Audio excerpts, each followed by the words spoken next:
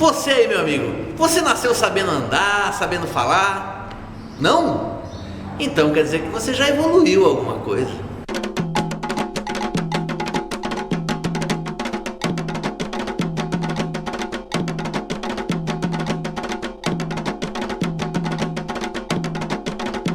Um salve com muita alegria a toda a galera da internet, nosso Umbanda de Boa. Hoje a gente tratando de um assunto que tem tema para fazer uns 10 vídeos. Eu vou tentar sintetizar, eu acho que vai ficar muita informação. Gente, não é por nada, mas se você tiver dúvida, assista o vídeo várias vezes que eu acho que vai ser interessante. Essa história começa, eu querer falar desse vídeo hoje, conforme eu falei no vídeo da semana passada, da pessoa que me escreveu falando que qual é o problema de se fazer sacrifício de animais, qual que é o problema do corte, por que isso é tão ruim se na casa dela que ela trabalha só se faz a caridade. Bom, meus irmãos, a primeira coisa que eu quero lembrar vocês que tudo está no universo, tudo que existe nesse universo, o universo está em evolução. Não importa o que seja, você pode ser um grão de areia, você está em evolução, você pode ser uma galáxia, você está em evolução. Então não existe. A evolução atinge tanto a matéria quanto o espírito. Claro que com o espírito, como a gente é dono do nosso espírito, dono do nosso arbítrio, nós temos o livre arbítrio, a nossa evolução do espírito nós temos que buscar. E é isso que às vezes dá esse disparate. Da mesma forma, o plano espiritual também está em evolução, viu, gente? Nada está estagnado, nada está em inércia nesse nosso universo. Vamos pensar no nosso sistema solar aqui. Então, da mesma forma que o nosso planeta, quando ele começou, ele era muito quente, ele foi sendo resfriado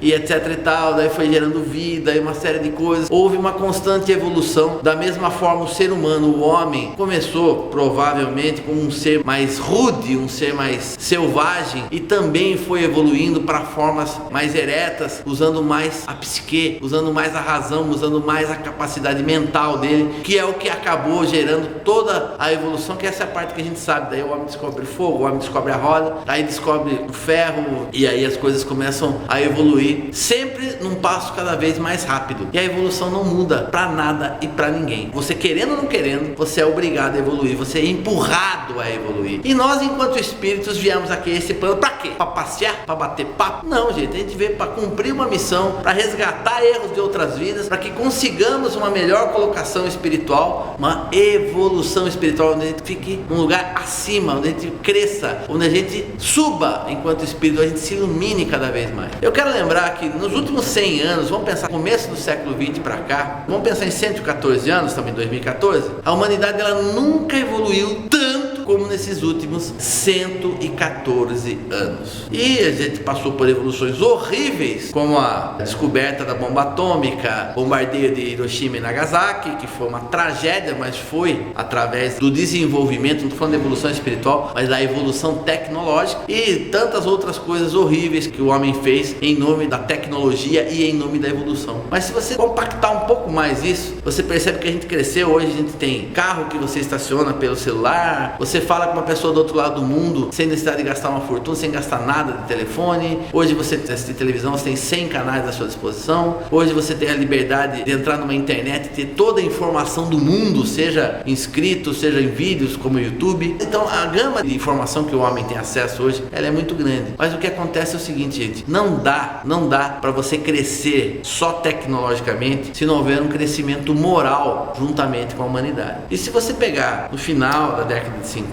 o homem já tinha feito a Primeira Guerra Mundial, o homem já tinha tido a Segunda Guerra Mundial, estávamos em plena Guerra Fria, o mundo estava realmente passando por um momento muito complicado. Eu tenho 42 anos, eu sou de 72, eu lembro que eu era muito pequeno, existia-se um temor que os Estados Unidos entrassem em guerra com a União Soviética da época e acabasse em nada. Vai ter uma guerra nuclear, ia acabar com o planeta, era o que todo mundo falava. Significava o quê? Que o nosso planeta, que os seres que estavam nesse planeta, estavam numa linha de autocolisão, ou seja, a gente estava procurando o próprio extermínio. Aí, existem textos deixados pelo Chico Xavier que falam sobre esse assunto, existem alguns livros que abordam esse tema, mas a verdade é uma só. Então, a gente fica imaginando que nós somos os únicos nesse universo, e não somos, gente. Da mesma forma, dentro da nossa consciência, da nossa pequenez, porque nós somos pequenininhos, a gente acredita que existe nosso planeta, mas existe uma grande fraternidade no universo e que ela se preocupa com a evolução dos planetas e dos seres. E quando o projeto Terra Terra não estava respondendo conforme eles queriam realmente acabar com o planeta. Aí entra Jesus Cristo e fala assim: não, me dê em 50 anos. Se eu não me falha a memória, foi em 1969. Me dê em 50 anos para provar que o ser humano merece ser salvo. E a gente começa uma série de evoluções do final dos anos 90 para cá. A busca pelo autoconhecimento, busca pela espiritualidade, a busca pela religião aumentou muito no ser humano nesse período. Mas por quê? Porque, gente, tudo está em evolução. Nós estávamos estagnados. Então o que foi? Foi feito um processo de aceleração da evolução do homem,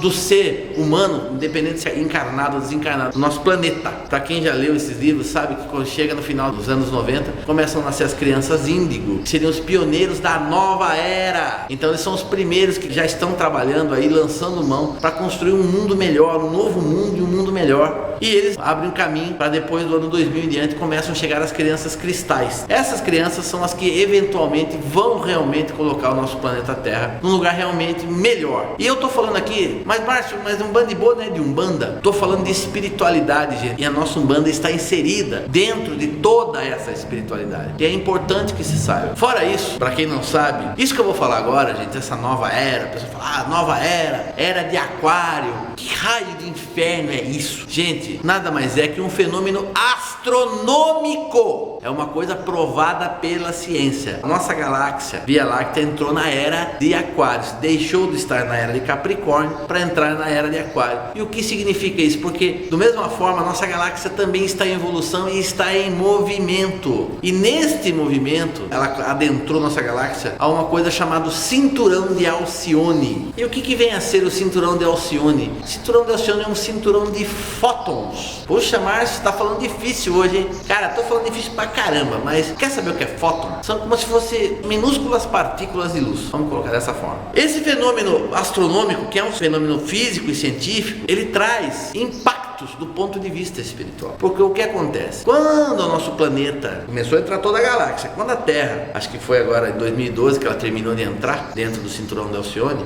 nós passamos a ser cobertos por esse cinturão de fótons. Como diria o guru Sai Baba dos Estados Unidos, ele deu, acho que a melhor explicação do que seria essa nova era de Aquário. Ele falou: imagine que você tem uma despensa, e nessa despensa, todo dia você vai lá, pega uma coisa, entra lá, guarda outra coisa, e você vai lá, dá uma limpadinha, você olha, tá tudo ok, e você tem uma lampadinha de 40 watts. 40 watts. Você abre todo dia, de manhã você vai lá, abre, mexe, tal, tá tudo ok, tudo ok, tudo ok. Um dia a lampadinha de 40 watts queima. Aí você vai e só acha uma lâmpada de 150 watts. Aí você pega naquela dispensa e coloca uma lâmpada de 150 watts. A hora que você liga, meu irmão, você fala assim: meu Deus, isso aqui tá imundo, isso aqui tá desorganizado, isso aqui tá uma bagunça, preciso arrumar isso aqui agora. Aí você tira tudo, limpa, joga coisa que tá estragada fora e você vai começando a reorganizar a sua vida. Esse fenômeno dessa entrada na era de Aquário, de nós entrarmos nesse cinturão de fótons, no cinturão de Alcione, vai fazer a mesma coisa com o nosso planeta. Então coisas que nós não dávamos bola passam a ter muita relevância. Então hoje a informação, tudo começou a aparecer, tudo começa a vir à tona. Pode demorar, alguns lugares vai ser mais rápido, outros vai demorar um pouco mais para haver uma movimentação,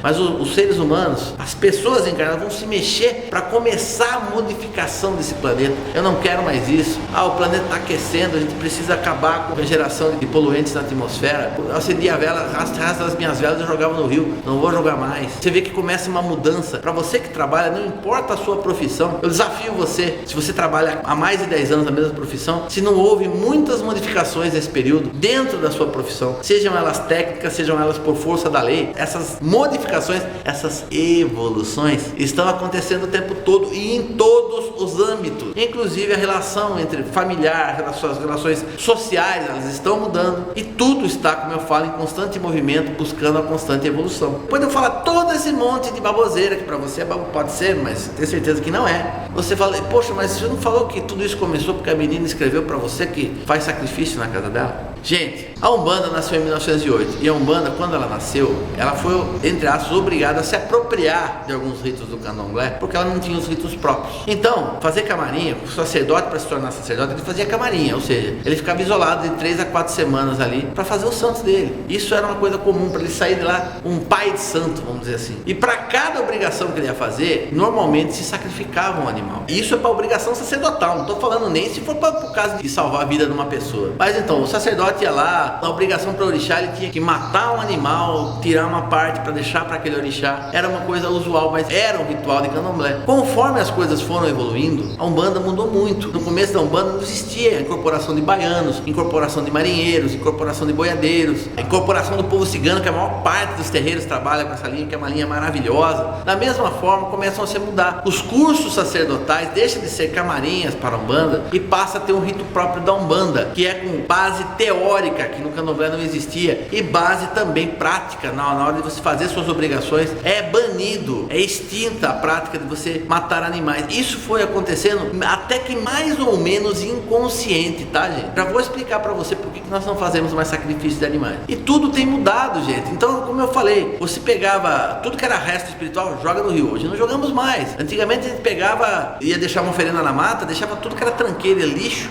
Poluía a mata, é pau chosse mesmo da mata. Nós não tínhamos a consciência, o nosso nível de consciência mudou e mudou muito. Estamos sendo muito mais cobrados hoje. E o que acontece com relação ao sacrifício de animais? Essa nova era, de tantos outros predicados, fundamentos dessa nova era, um deles é muito importante, que não se faça mal a nenhum ser vivo. Então o que acontece? Eu posso dizer para você com toda tranquilidade e franqueza, antes da era de Aquário, era aceitável que você fizesse um sacrifício de um animal para que você utilizasse a vida dele, ou o sangue, o plasma dele, para atingir um determinado objetivo, desde que fosse em benefício de uma pessoa necessitada. Hoje não, hoje eu vou conseguir a mesma graça através da manipulação de energias. Mas eu não sei fazer manipulação de energias. Você não sabe, mas sua entidade, eu garanto que sabe. Se ela precisar ajudar uma pessoa, ela vai condensar a energia necessária que ela conseguiria através do sacrifício de um animal para poder fazer um rompimento energético, um corte energético. Ela vai conseguir abrir o seu campo energético para assentar a força, a energia de um orixá determinado. Então, por tudo isso, gente, a gente está se adaptando, é que não se faz mais o sacrifício de animais, e é por isso que a Umbanda tem mudado tanto. E digo mais, a Umbanda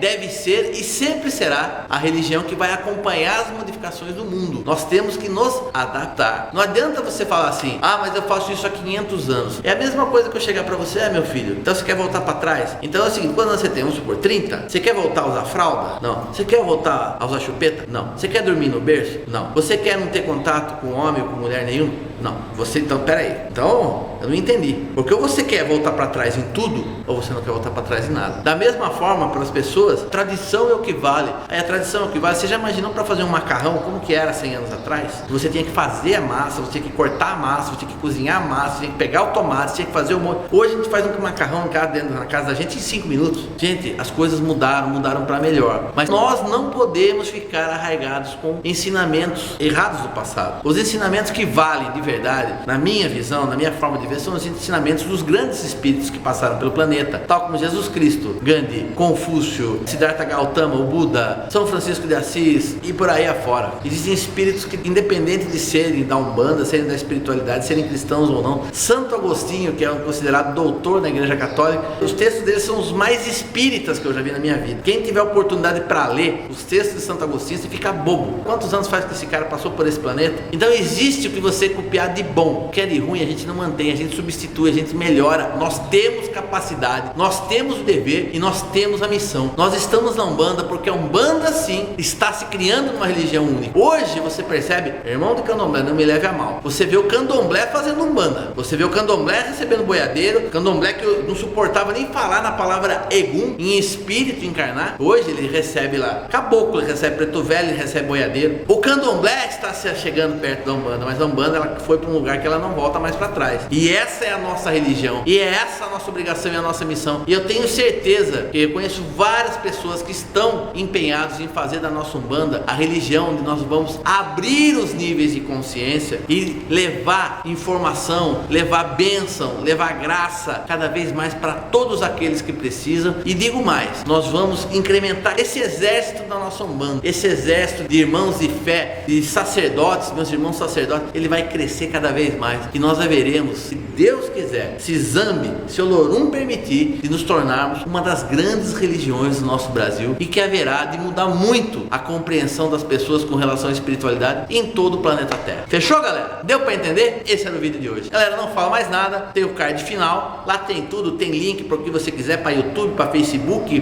tem o nosso e-mail, tem o joinha lá, um joião na realidade, você clica nele, tem o botão inscrever, dá uma olhada, presta atenção, enquanto passa lá o dedo, sempre deixa uns erros de gravação, vai lá, gostar, entra no que você quiser, mas participe, continue participando, mandando seu comentário. Não importa, gente, às vezes é muito raro eu receber, mas quando eu recebo um comentário ríspido, isso faz com que a gente melhore, com que a gente cresça. Eu agradeço a todos os comentários que chegam pra gente, porque foram os orixás que mandaram pra gente. Se foi de bom, é para agradecer, é para elogiar o nosso trabalho, e se foi de ruim, que é pra gente crescer. Então, gente, é isso aí.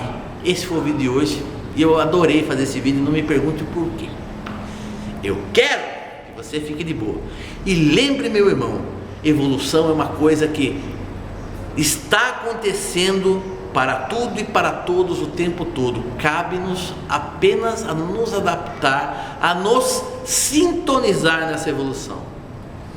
Que Oxalá abençoe a todos e até a próxima.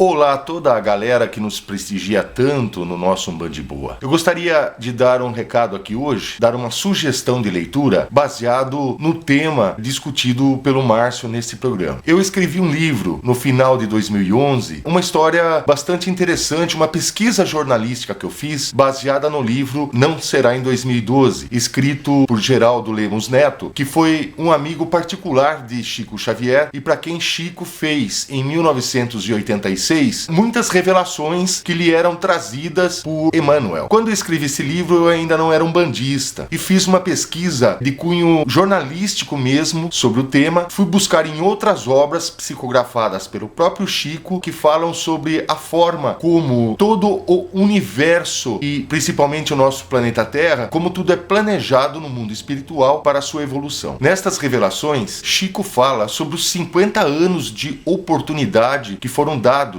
a nosso Senhor Jesus Cristo, governante do planeta Terra, para que o nosso planeta consiga provar que está apto para ascender a mais uma etapa de evolução no mundo espiritual, deixando de ser um mundo de provas e expiações, passando a ser um mundo em regeneração. E esse prazo termina em 2019. Até lá, não podemos ter em nosso planeta uma nova guerra nuclear. Se acontecer isso, Chico nos revela também por que é que o Brasil seria poupado dessa destruição. Um assunto muito interessante. O livro está disponível no Clube de Autores. Basta você acessar www.clubedeautores.com.br e digitar lá 2019 na pesquisa. Já vão aparecer as versões em PDF e a versão impressa do livro. Eu baixei o máximo possível o preço da versão em PDF para que você possa ter acesso, baixar e poder ler essa história no seu computador. É muito interessante, vale a pena. Muito obrigado a todos, que nosso Pai Oxalá continue nos abençoando.